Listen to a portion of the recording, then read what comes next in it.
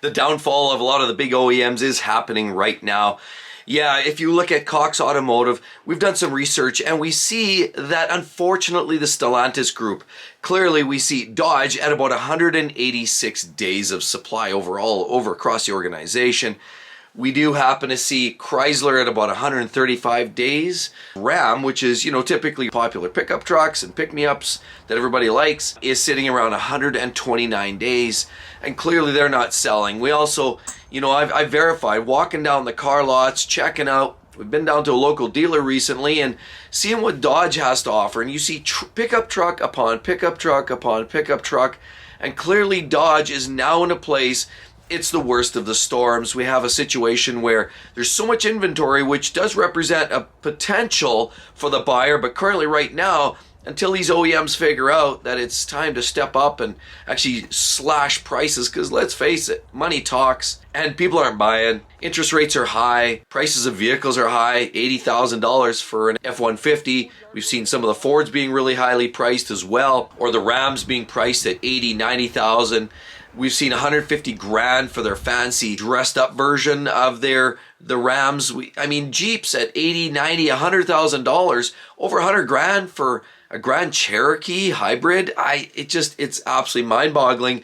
And until these OEMs figure out and align themselves with what's going on in the marketplace, and that means basically banks reducing the loan opportunities to people with subprime buying power, banks are getting there. I know somebody personally who's gone to the bank and said, they're not even lending money out now for cars because they said it's just too risky. There's just not a place where they want to get to. And so there's less and less financial institutions even giving the money away, even for those people that have the enough testicular fortitude to go out and buy a new car in today's market with the elevated prices and elevated inflation costs and elevated everything, finance rates that go anywhere from 8% if you're a subprime, if you're a prime buyer and you have phenomenal credit rating, you can get maybe in the 8 to 10% range right now. But if you're subprime, if you even find somebody to lend you money, you're talking up around 22% interest rates. So, as I've walked along car lots, I've checked out Ford. They have a lot of extra inventory loafing around too, because they were in a place where all of the big three, the OEMs, Dodge, Stellantis, Ram products, Jeeps. We also talk about the Ford and the F-150s, F-250s, as well as the GM and the Chevy brands. They were all revving up because of the UAW strike, and now things are sort of subsiding.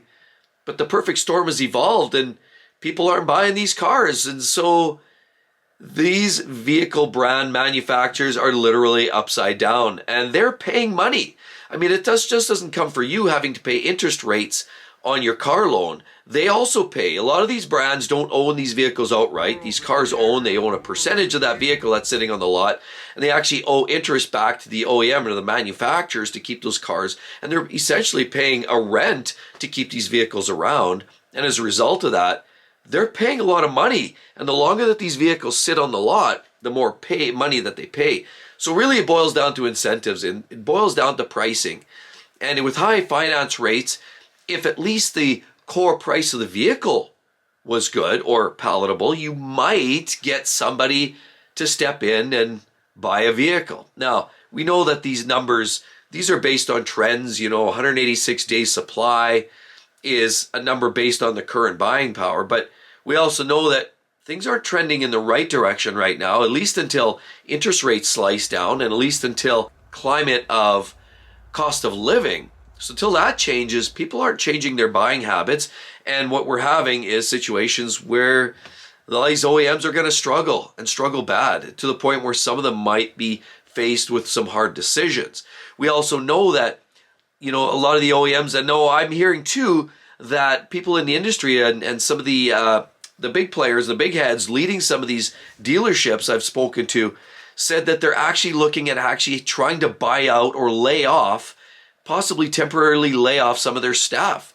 I know it's a big issue over in the Stellantis group, so with the Rams and the Jeeps, and they try to keep the lights on, and in doing so, they're having to look at shedding some weight, financial burden. Every corporation has to go through those checks and balances once in a while. If they have too much fat and and they can't afford to maintain those costs.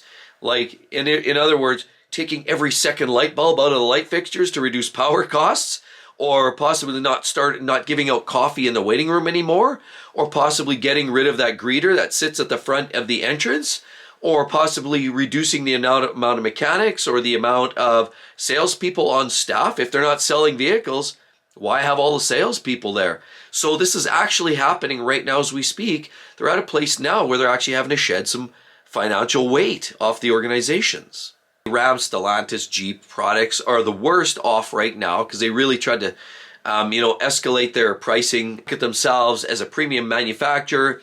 So they're in the worst shape. They have the most amount of inventory out there, where Ford's sort of next in line, and even GM is actually not as bad as the other two. GM with Cadillac has suffered a little bit, Buick has suffered a little bit, but the GMC brand of pickup trucks, they're down around 71, and a lot of that has to do with 71 days of inventory available because of a shortage on some of their new smaller pickup trucks. So they're probably in a fairly well-balanced position so that they have a little extra inventory, and they will likely incentivize, but they're not going to be as aggressive, likely, from my experience, than you're going to find over on the Dodge front. So if you're looking for a truck and you don't care on what brand, Dodge, Ram, those are the brands that are likely going to get a lot hungry here very short order. So you probably want to think about that. Ford, is also looking at some struggles with the Lightning. They're putting that on the back burner, and the F-150s aren't selling as well as they were hoping.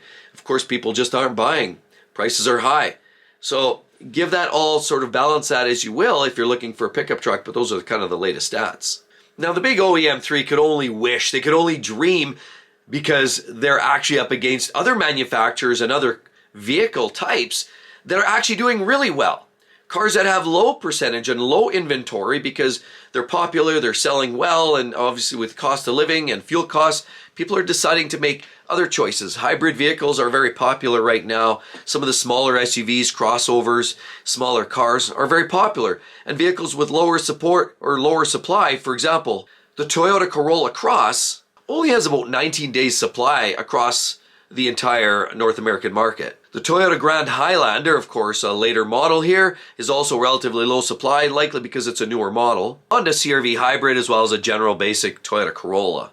And if you would believe it, the Chevy Trax, not quite the same quality or reliability, but it's a small economical vehicle. It's also relatively low numbers, and so harder to come by, and likely more sought after. And they're more economical vehicles, so that's why people are buying them. And if you want to get a little bit different twist, a couple of the peers, Car Edge over there and Car Questions Answered over there, those folks talk about the same concept. Check it out. They kind of made similar videos this week. You definitely want to look at it.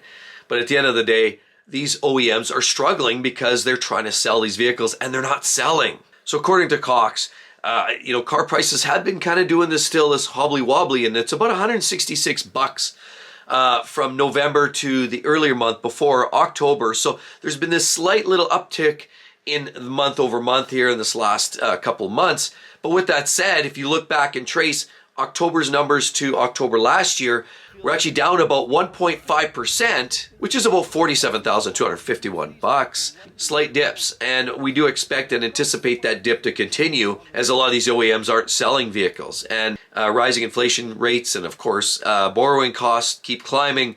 There's going to be less and less people. And now, of course, as we say, clearly Ram is in a place where they're struggling, and this is real. So there's only one way to stimulate the market. There's only one way to get customers back in the marketplace and get them back in the dealership. There's only one way to get people to sign on the dotted line, and there's only one way to keep vehicles moving, and there's also only one way to keep the inventory, drop the inventory down month on month, year on year, indicating, of course, buying power, and that is literally dropping prices. Some people are saying 20%. 20% is that magic number where Ram is starting to offer up 20% chops to some of their bottom line. Offering an $80,000 vehicle, knocking $16K off of it, taking it down to a place where some people think, well, maybe. But I don't think that's enough. I think even 25%, obviously with some of these hybrid vehicles or pure electric or EV vehicles, there's other incentives that states and provinces are offering up in terms of the CO emissions and some of those incentives. that people are getting kickbacks, but other incentives, you know, offering goodies and widgets and throwing parts and pieces in, or improved interest rates, or just incentivizing the buying experience altogether. Even 25% in my mind, including incentives, isn't necessarily going to get it done. I think 25% you'll start to see that trickle effect. That's almost like you're opening your tap on your water valve. It's just slightly, you start to see that little trickle. I think if they want to get to back where they were and trying to get things moving again and stimulate the market and be competitive, and particularly Stellantis Group, where they're competing with GM, who's not in that terrible a shape, they're going to have to maybe open that valve a few more times to get that bit of a water flow happening, because clearly things are struggling right now, and this could in fact be the downfall to the Stellantis Group, even Ford. And we know about Ford.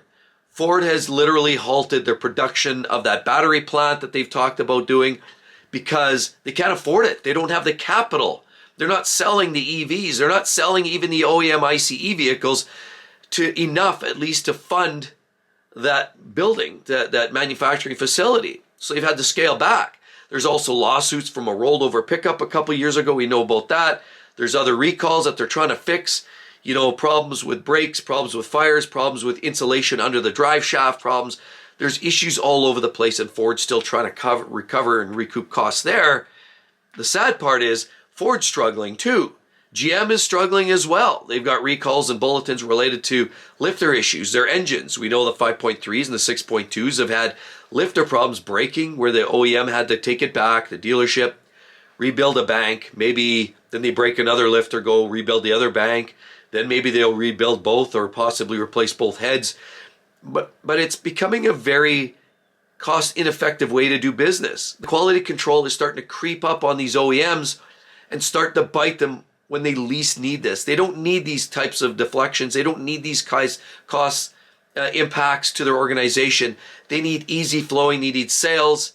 They need minimal repairs going out in terms of when we talk about recalls and warranty work. They just need things to flow. It's not happening. I can't say greed hasn't kicked in and is becoming a big part of this. Hey, they made their bed. They're going to sleep in it now. But the bottom line is, this could not have at a worse time. And clearly, this could in fact be the downfall to brands like Stellantis, Ram, Ford, maybe even GM. Hope everyone enjoyed that video and it brought some insight to this whole conversation, what's actually going on in this marketplace, and whether this is the time to buy, because I still don't believe this is the time. I think further wait and delay might offer up some better deals. So be sure as well, check out that video right there. We're going to talk about repossessions and why things are on the upswing. And definitely you don't want to be part of that program. So hope to see each and every one in the next one. We'll see you all real soon. Bye-bye.